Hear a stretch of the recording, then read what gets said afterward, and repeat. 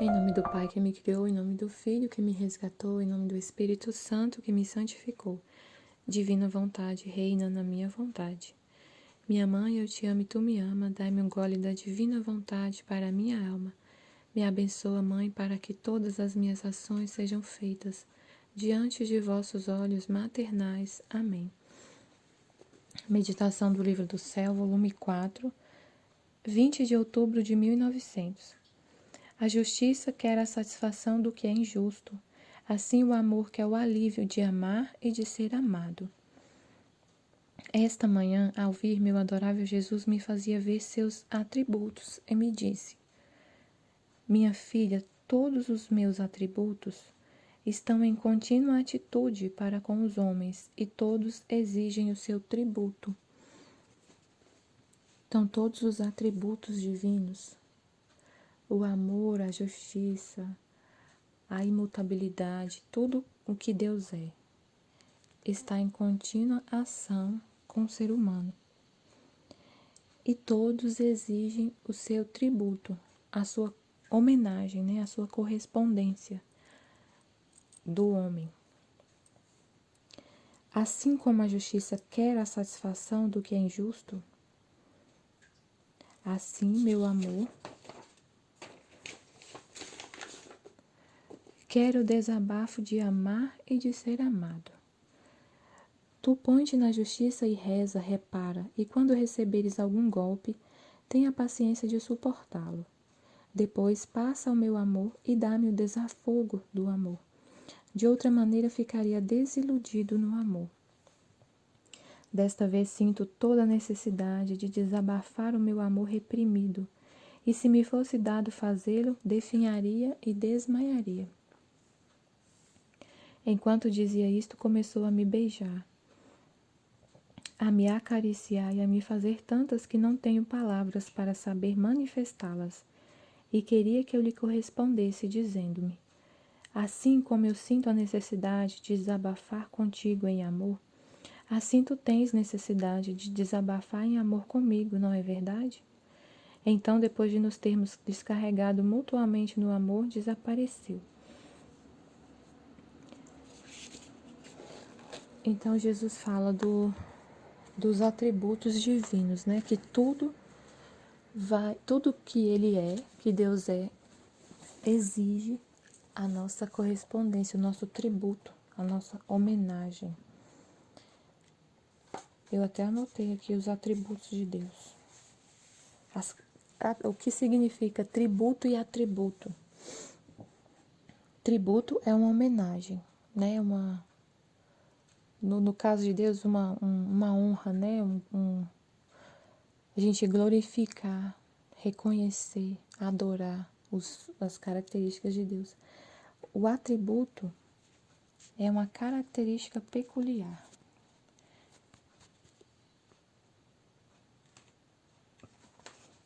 Aí, os atributos de Deus.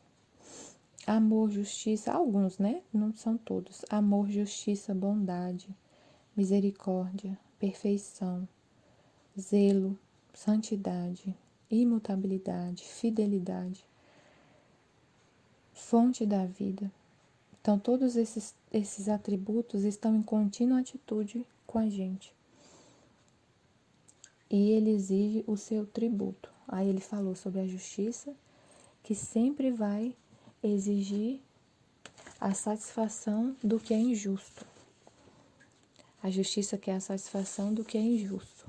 Então, por isso que ele, a todos os nossos pecados, toda a maldade, todo o pecado que é cometido, clama por justiça. Clama a justiça divina.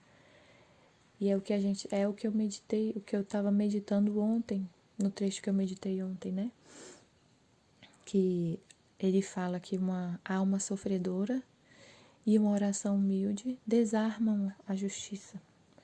Ele apareceu para Luísa todo armado, ela via a justiça toda armada, com um monte de... que ela disse que ele podia destruir o mundo do jeito que a justiça estava armada para destruir o mundo. E aí ele fala, se você vê que a justiça está assim, é por causa da maldade do ser humano. Ele fala assim, ela fala, nossa, a justiça tem um aspecto muito feio. Aí ele fala, não é feia. Se tu a vês tão armada, isto foi provocado pelos homens, mas em si mesmo é boa e santa, como os meus outros atributos. Todos os atributos de Deus são bons e santos. Não existe uma sombra de maldade em Deus, porque em mim não pode haver sequer a sombra do mal. É verdade que seu aspecto parece áspero, pungente, amargo, mas os frutos são doces e saborosos. Os frutos da justiça, né, quando Deus exerce a justiça, que Ele nos envia esses castigos, que ela se arma contra o homem, é para salvar nossa alma. Né? Mas o amor dos que estão aqui consegue aplacar um pouco a justiça de Deus. Aí ele fala, tu, para ela, tu põe-te na justiça e reza, repara, né? Como eu falei ontem na meditação, eu fiz a comparação, né? Como se fosse o seu esposo que chega do trabalho, ele é policial, ele tá armado, tá muito irado, justamente porque o filho fez algo errado. E aí você se coloca diante desse esposo, né, armado, muito bravo por causa que o filho está usando droga, né, como eu falei na meditação. E a gente se coloca diante dessa pessoa que está justamente exaltada, né, porque o filho fez algo errado, e a gente reza, pede perdão em nome do filho, perdão, perdoa ele, tenta explicar, né, tenta fazer algo e conversar com essa pessoa. E se a gente leva algum golpe, né, porque o marido chega muito bravo, muito nervoso. E às vezes nesses impulsos dele, ele acaba te machucando, sei lá, né, você leva algum golpe. E você tem paciência e suporta. Depois passa o meu amor. Então ele está dizendo assim, pra gente, a gente passa por todos os atributos de Deus.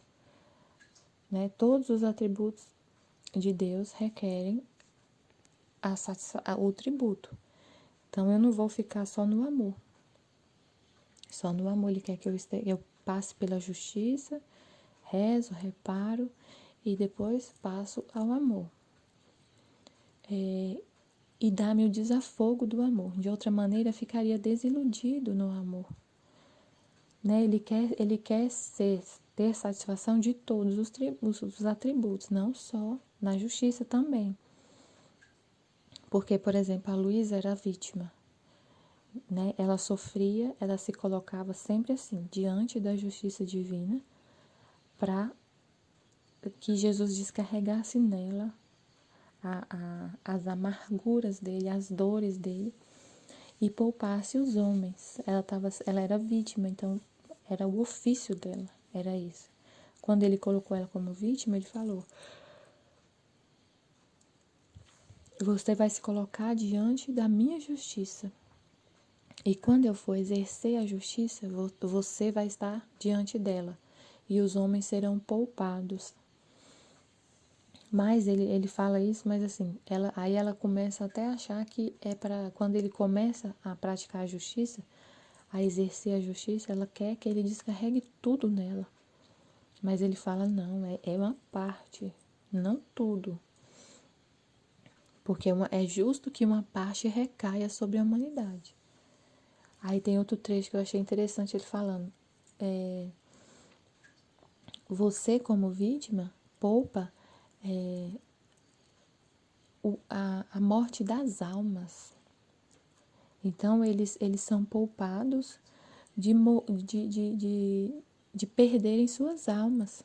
Mas os castigos aqui na Terra, não é justo. É justo que eles sofram aqui na Terra, mas tenham suas almas salvas. E você, ela como vítima, salvava essas almas. Então ela salvou milhares de almas, milhares, porque ela foi vítima. E o sofrimento não só das vítimas, mas de todas as pessoas que sofrem, né? Não necessariamente tem esse ofício né? Colocado por Deus como vítima. Mas esse sofrimento aplaca a justiça de Deus, salva almas. A nossa oração, o nosso jejum, o nosso amor, a nossa adoração, o nosso tributo, né? A homenagem a Deus, salva muitas almas. A nossa gratidão. Os filhos da divina vontade rezam em nome de todos, agradecem em nome de todos, adoram em nome de todos, ama em nome de todos, se coloca perante a justiça divina em nome de todos. Então, mesmo que a gente não seja vítima, mas nós aceitamos tudo que Jesus nos envia de sofrimento. Então, a gente reza, repara muito, porque o Filho da Divina Vontade faz as 24 horas da paixão, medita a paixão de Jesus todos os dias e repara muitos pecados. Salva muitas almas. E mas como ela era vítima, mas ele não queria que ela ficasse só perante a justiça, rezando e reparando e sofrendo, levando golpes da justiça e suportando com paciência o sofrimento. Não, agora passe ao meu amor. Passe ao meu amor e dá-me o desafogo do amor. De outra maneira, ficaria desiludido o amor. O amor também quer a correspondência. Desta vez, sinto a necessidade de desabafar o meu amor reprimido. E se me fosse dado fazê-lo, definharia e desmaiaria. Olha só, ele desmaiaria de amor. Se fosse possível, né, para a humanidade dele,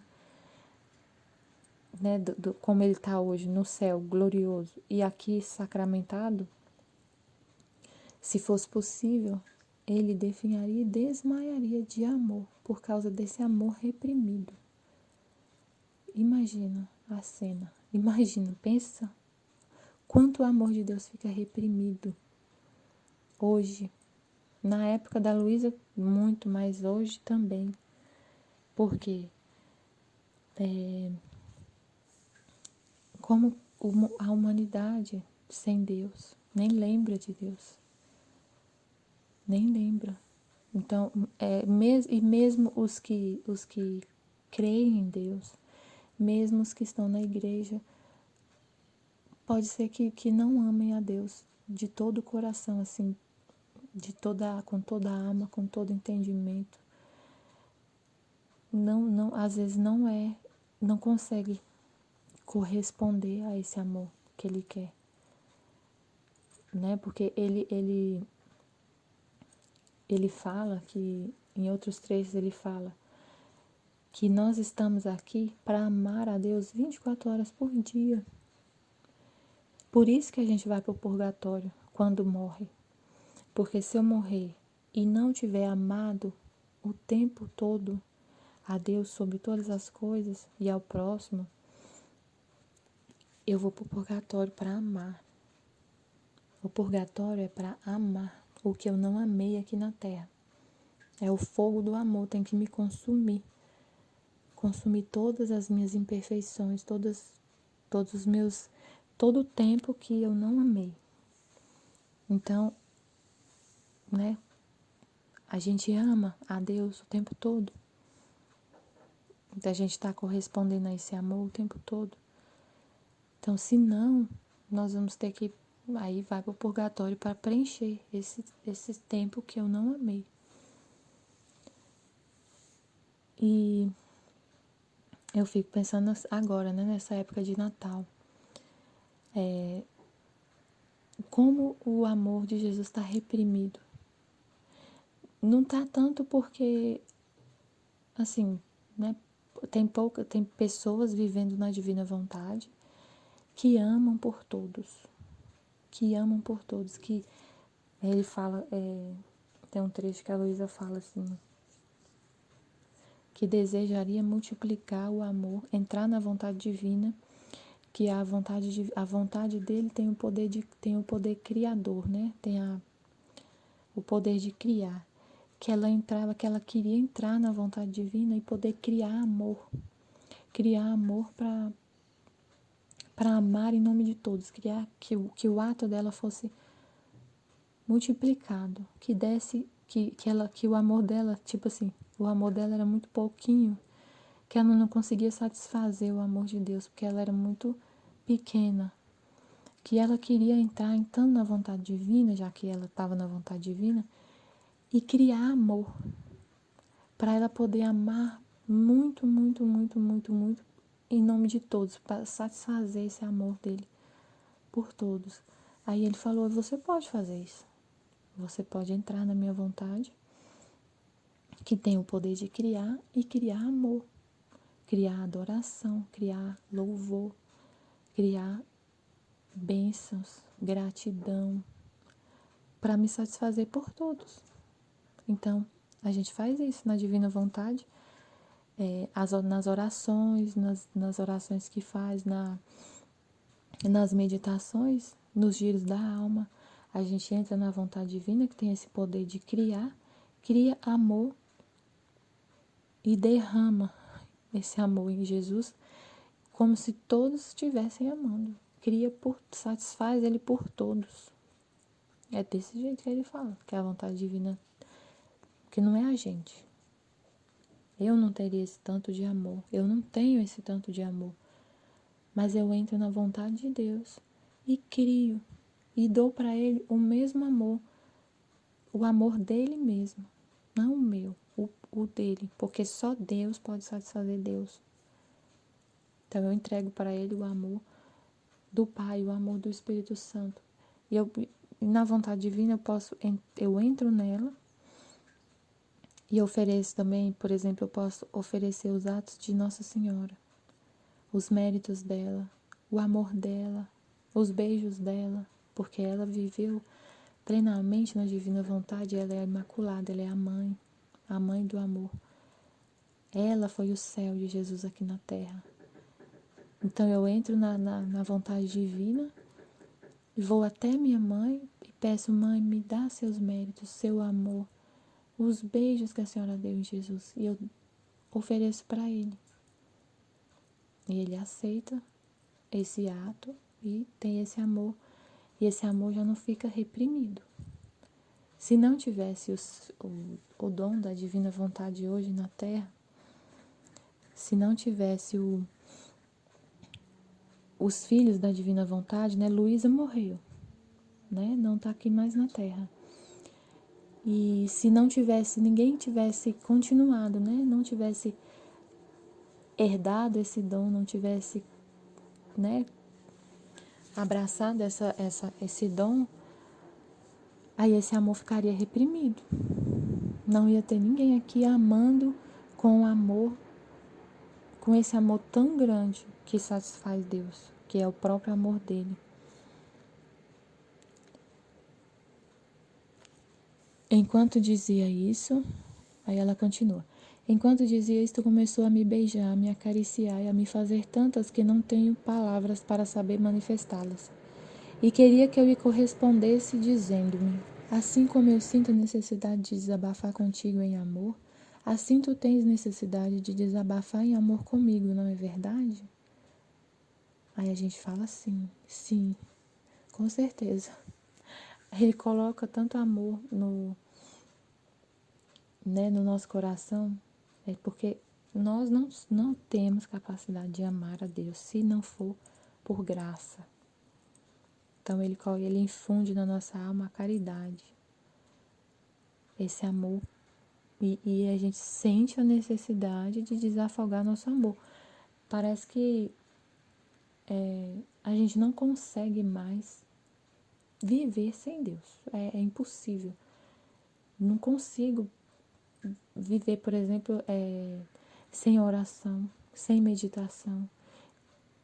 Ele fica na minha mente o tempo todo. O tempo todo. Tudo que eu faço é pensando em agradar a Deus. Tudo. Eu não consigo mais parar de pensar em Deus. E é por causa desse amor. Esse amor, ele é muito forte. A ligação, a ligação que existe entre o Criador e a criatura. Quando a criatura encontra esse amor e entra nesse amor, é muito forte a atração. Muito forte. Então ele está chamando, é um imã que te chama o tempo todo. Tudo que eu for fazer, eu tô fazendo por amor. O amor me invade assim, o tempo todo. E eu não consigo ter ódio em nenhum momento. Em nenhum momento do dia. Eu consigo ter ódio de ninguém. Eu olho para todos, eu vejo só amor. Só amor. Eu olho para as pessoas, eu não vejo assim, eu vou ficar, eu não consigo assim ficar olhando para o mundo e vendo as maldades do que o ser humano faz e ter ódio.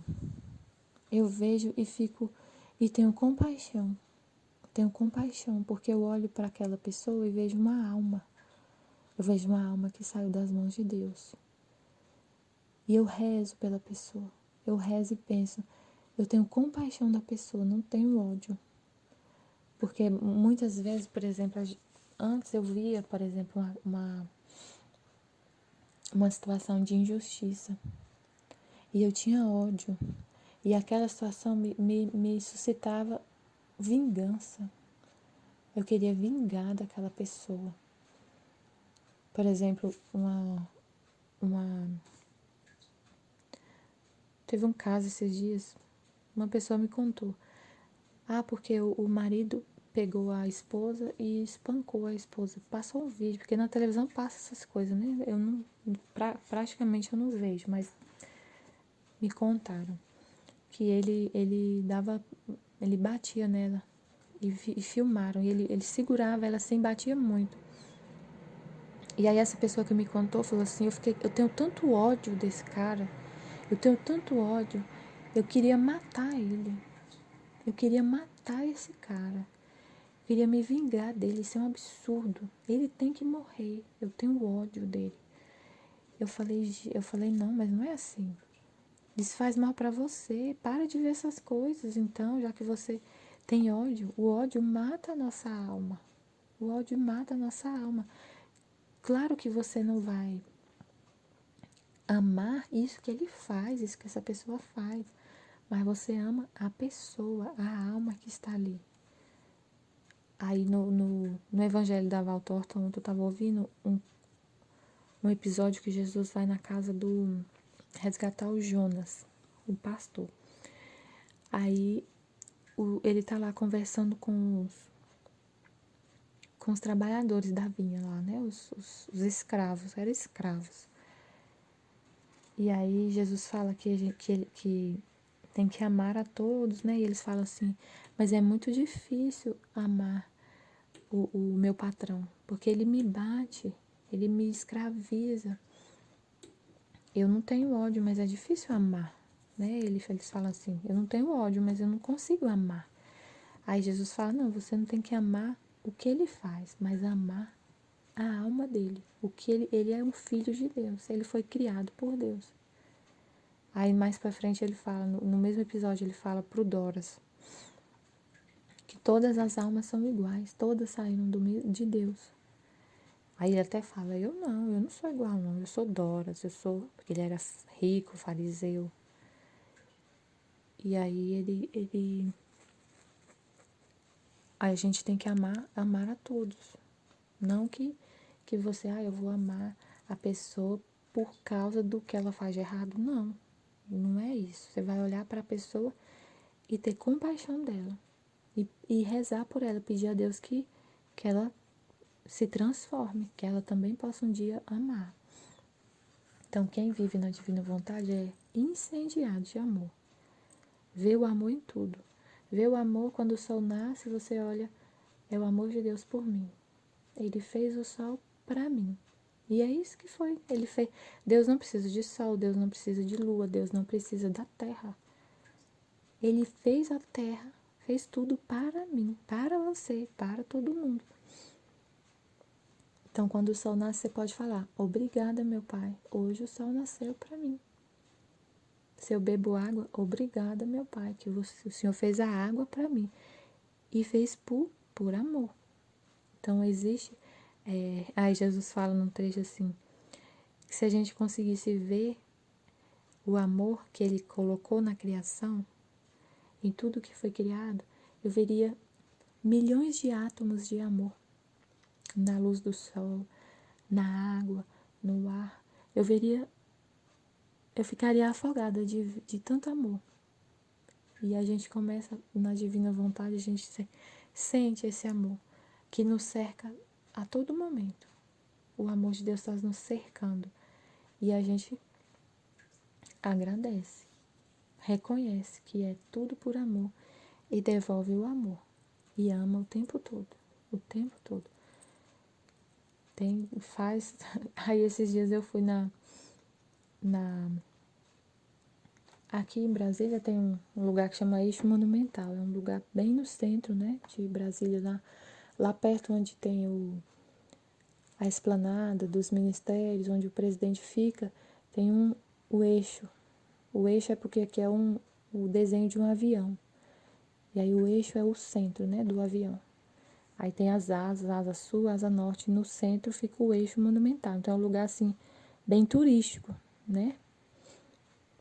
E aí, perto da esplanada, perto dos ministérios, do palácio, na decoração de Natal, ficou a árvore de Natal, né? Ficou uma decoração bem bonita, um monte de palavras, assim, bem grandonas: prosperidade, fé, eu acho que não tem não, prosperidade, saúde, amor, não sei o quê.